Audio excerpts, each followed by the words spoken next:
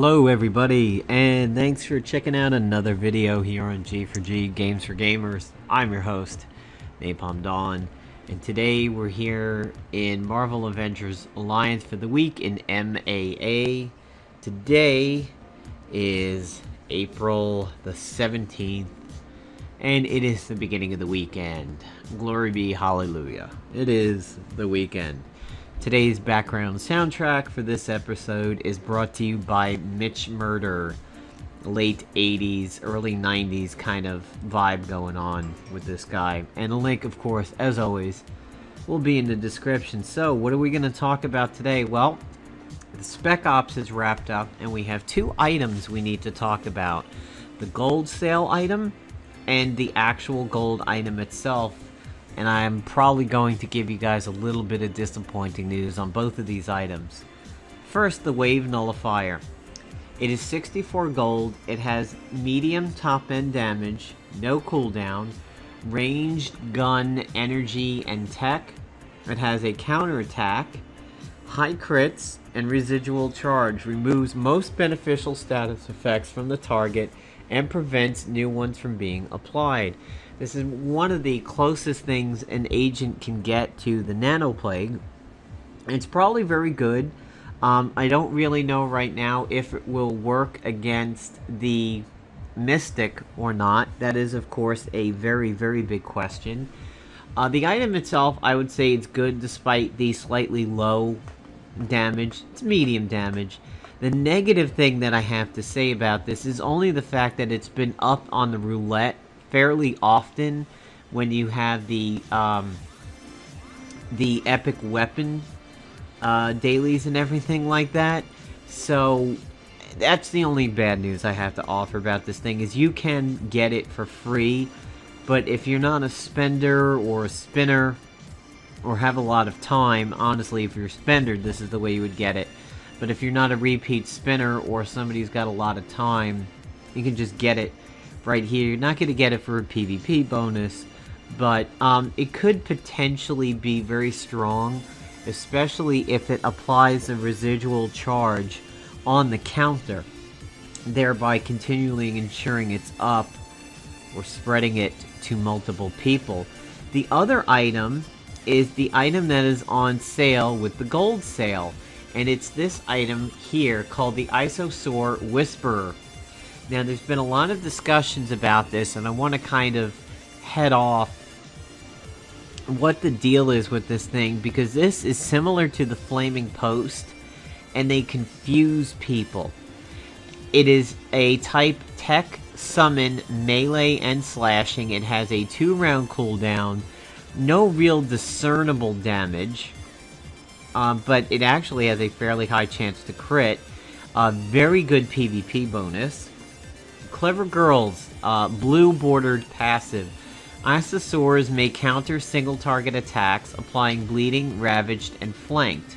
It's customized, it's a summon. You have the Iso-Saur link, which is summon Iso-Saurs when used, attacking all targets. It exploits bleeding and opportunity. And that's pretty much it. Now, similar to the Flaming Post, the bleeding, the ravaged, and the flanked only pops up on the counter. However, the exploits do show up during the actual attack. Honestly, this is one of the few times where a gold item starts off weak, and I hope it gets buffed. A lot of people often will say that a gold item starts off really, really strong, and then sort of like weakens after a week or so when everybody gets it, and they're like, oh, thanks, man, I just wasted all my money. So I'm going to go ahead and show you some somewhat decent combinations that you can use with this particular thing. I'm going to take it off of full screen so that, of course, I can do the type ahead over here, which, as we all know, does not work when it is full screen, and rather than scroll through pages of broken icons, we'll just get right to it. Now, there is some bad news about this particular item, is aside from only applying the debuffs when it counters, there is another big thing about this item that honestly I think is the bigger stopping factor when it comes to, well, maybe I don't want to get this after all. That is the fact that this item can and will be tanked. The selective protector from the eye that was up during the last gold sale will go ahead and tank this particular item. So that's not particularly that good. And I've also seen a Thunderbolt Glove Bruiser Agent tank the item also. So what I'm going to do is I'm going to pair this off with the X-Obliv and the weather control device. I'm going to go ahead and get Anti-Venom and Hank Pym, Ant-Man. If we all know, there's been a trailer out for the new Ant-Man movie coming up. It looks pretty good.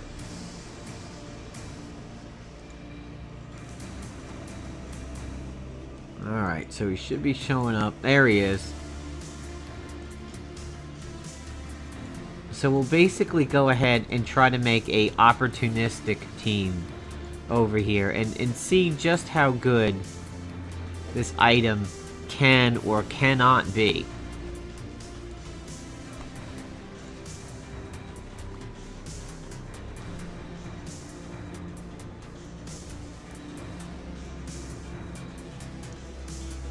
To be honest, if you're getting the gold for getting the gold, that's fine. If you're getting the gold to get this item, I hope this video helps you out and helps you make the decision that you want over here. Because you may decide you don't want it after seeing it in action. I'll also try to show it to you in PvP. So this round we will go ahead and apply the X-Oblivion.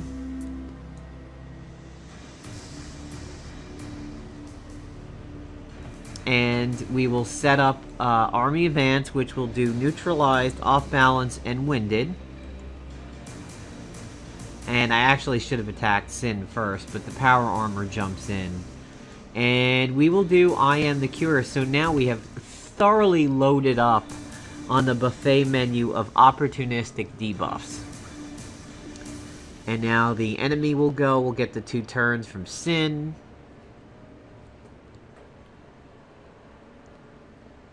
And Pym will get the extra turn. So rather than exploit right now, I will go ahead and smack the Power Armor. Give him fumbling.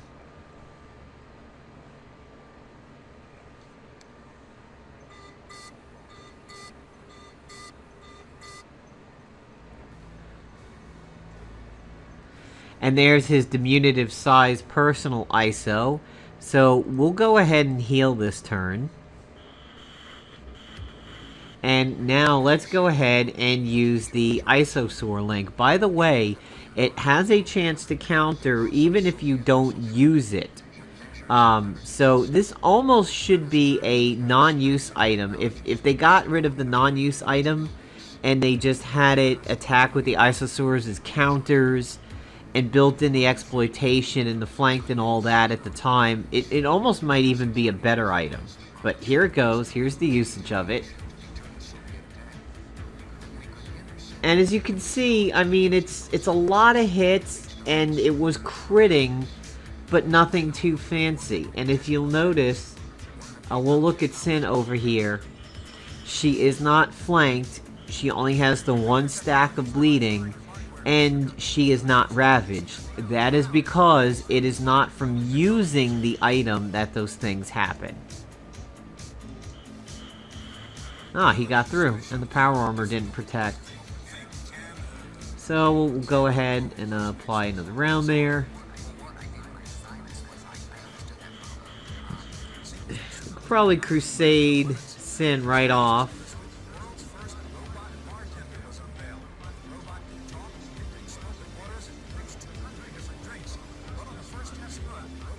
Really strong bloodletting counter over there. Speaking of which, it's actually funny that I have anti-venom here because, here goes the counter. Very low damage, but it took everybody out. And if we had everybody live, that's when you would have seen the debuffs. So, I hope that kind of clears things up a little bit here and tells you what this item is about and how it works. So having anti-venom in there was kind of funny because I did a oops, lost a match in there. I did a rift into another world, and I fought an agent that was using hybrid, bruiser hybrid, and anti-venom, and because of the selective protector from that ranged eye, anti-venom jumped in and actually took the Iso-Saur hit.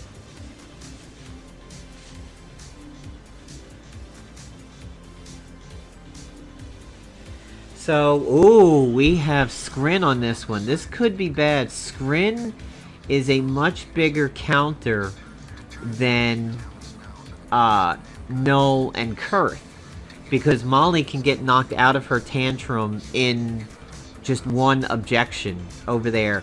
I know they have the Mystic Shroud, so I'm not going to bother with anything other than doing the Blackest Void, and hopefully they don't put up any buffs that I would want to get rid of next turn. I just want that Mystic on early, because if the counter procs... Okay, good, here we go. We have the counter, and now beautifully, everybody is bleeding, everybody is ravaged, and everybody is flanked, which is phenomenal. But here comes the mighty Scrin. Ooh, this could be bad. This is not bad. Perfect, she wasted the big attack on Null. And now we're going to go ahead and get the dropkick counter, and now we're going to get the immunity. Hopefully the agent does not warm Zephyr. If he blows his wad on a tornado or the hailstorm, that would be perfect. But he is non-exhausted, so this could be interesting. Alright, so he's going to start off with the energizing party time, and he has a scroll, which is shitty. But it doesn't remove our buffs. He goes into a hailstorm, and his next option is going to be the Mystic, because we know he has it, and that's all that he's going to have left. Hopefully he doesn't do too much damage to Molly. And that's sizable. And he probably has the eye. No, he shouldn't have the eye. I think he... No, he does not have the eye. Perfect. So this round is going to hopefully be our round over here. First, we're going to exhaust the enemy team, so that Null has a case of the squats. And there goes that hold it, which procs like friggin' mad. We will go ahead and use the Iso-Saur Whisperer. And it's not going to get tanked because they don't have the Hugin's Eye. So really using it is not that big of a deal unless there's something to exploit, because it doesn't do anything else. And just because it's the only thing left, we'll use the Light Fantastic. But this is where, unfortunately, that scroll ruined the night. If people were flanked for Molly, that is a lot of outgoing damage for free. And, alright, so far, we're looking good. I'm going to go for Scrin first because she's up next. And I want her out of the picture because she can stop Molly in her tracks. She's gone. I can tell you right now, 100%, this is a win for me. They have nothing left that they can do to stop this.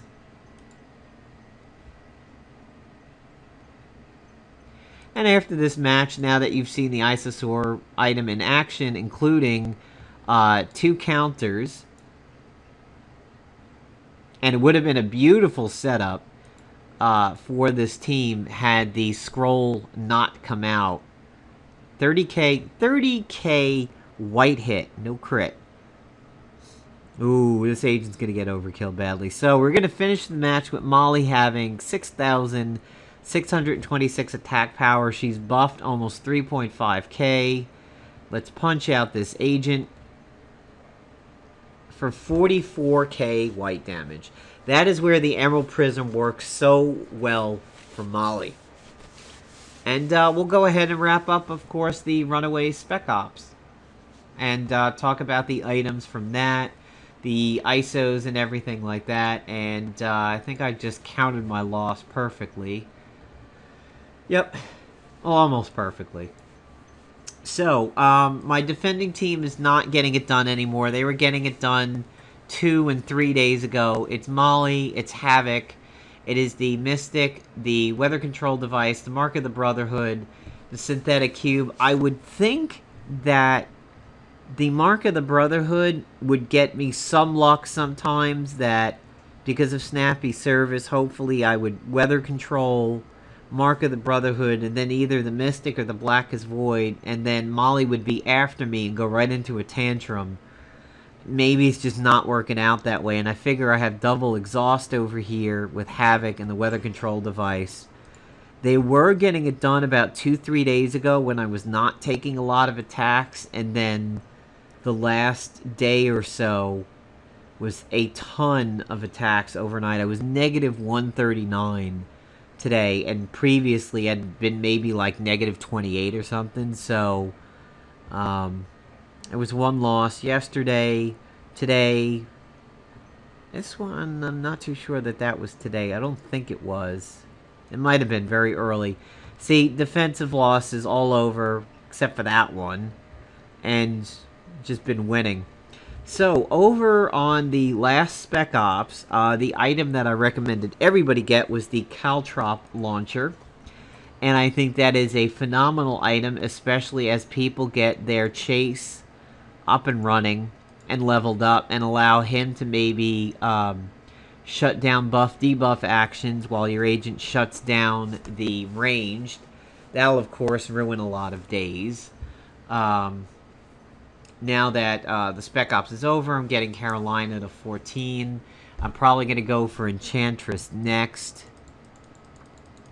And hopefully get Victor when the season ends. So the other item that I happened to pick up and did not respin for was the Hunting Rifle. Really nice top-end damage, but it has a 2-round cooldown. It's guaranteed hit, incapacitation, woozy, and locked on. Range damage reduced. So this is probably very good for being anti Kurth, as it will lower her damage done and hopefully lower her damage from her counters. But we know the poison's not really going to affect her, and neither will the incap. The high-tech gauntlet is one of the set pieces. I was using this for about 2 days. It is very nice, but it being melee means it gets tanked by the Thunderbolt, but it's not unarmed, which is really nice. But this is a pretty decent null and Kurth counter, because the ISO corruption does affect them, and it does reduce their stats, making them considerably weaker. We have the Staff of Storms, which of course does the Nimble on you and the Crackle on the enemy team, which will be really good when Victor comes available. We have the Adaptive Pistol, which is the Crackle. And there's that Caltrop Launcher. All enemies, no cooldown. By the way, when it says melee attacks cause bleeding to the attacker and it will immediately hemorrhage, they mean when incoming melee attacks go off. So that means if you debuff the team with this and Molly fists them, they'll bleed immediately and hemorrhage, but the bleed doesn't stay. It doesn't stat. But it is pretty nice to shut down ranged abilities, but it does not shut down ranged counters.